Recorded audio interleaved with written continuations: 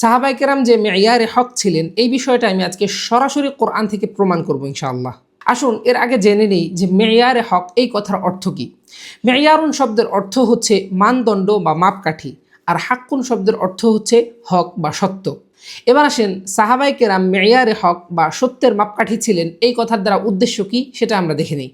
এটার দ্বারা উদ্দেশ্য হলো সাহাবায়ে কেরাম এমন ব্যক্তিত্ব ছিলেন যাদের মাধ্যমে হক এবং বাতিলের মধ্যে পার্থক্য করা যায় এবং যাদের অনুসরণ করলে সঠিক পথে থাকা যায়। তারা যেমন ঈমান এনেছেন এবং আমল করেছেন সেটাই আল্লাহ তাআলা চান এবং তাদের পথের অনুসরণ করলেই আমরা নাজাত পাবো। আসুন কোরআন থেকে এর দলিল দিই।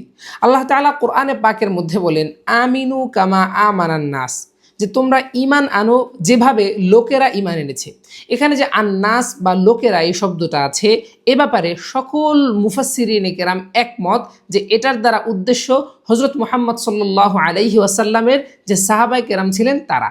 কোরআনে পাকের মধ্যে আরেক জায়গায় এসেছে ফাইন আমানু বিমিসলি মা আমানতুম বিহি ফাকাদ ইহতাদাউ, যে তারা অর্থাৎ ইহুদি এবং নাসারারা যদি তোমাদের মতো ঈমান আনে তাহলে তারা হেদায়েত প্রাপ্ত হবে।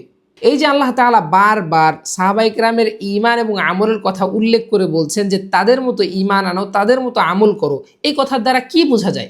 এটার দ্বারা কি এটা বোঝা যায় না যে সাহাবায়ে কেরামের ঈমান এবং আমলটা আল্লাহ তাআলার কাছে গ্রহণযোগ্য এবং পছন্দনীয় ছিল?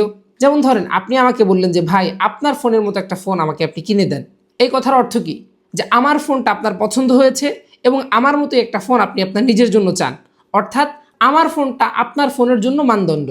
ঠিক আল্লাহ তাআলাও সাহাবায়ে কেরামের মতো ঈমান এবং তাদের মতো আমল আমাদের কাছে চেয়েছেন, কারণ তাদের আমল এবং তাদের ঈমানটা আল্লাহ তাআলার কাছে গ্রহণযোগ্য এবং পছন্দনীয় ছিল। যেমন আল্লাহ তাআলা কোরআনে পাকের মধ্যে বলেছেন রাদিয়াল্লাহু আনহুম, যে আল্লাহ তাআলা সাহাবায়ে কেরামের প্রতি সন্তুষ্ট হয়ে গেছেন। সুতরাং আল্লাহ তাআলা নিজে যাদের মতো ঈমান আনতে বলেছেন তারা কিভাবে সত্যের মাপকাঠি না হয়। সুতরাং কোরআনের এই আয়াতগুলো থেকে স্পষ্ট প্রমাণিত হলো যে সাহাবায়ে কেরাম সত্যের মাপকাঠি ছিলেন এবং তাদের অনুসরণ করা যাবে, বরং তাদের অনুসরণই আমাদেরকে করতে হবে এবং তাহলেই আমরা নাজাত পাবো।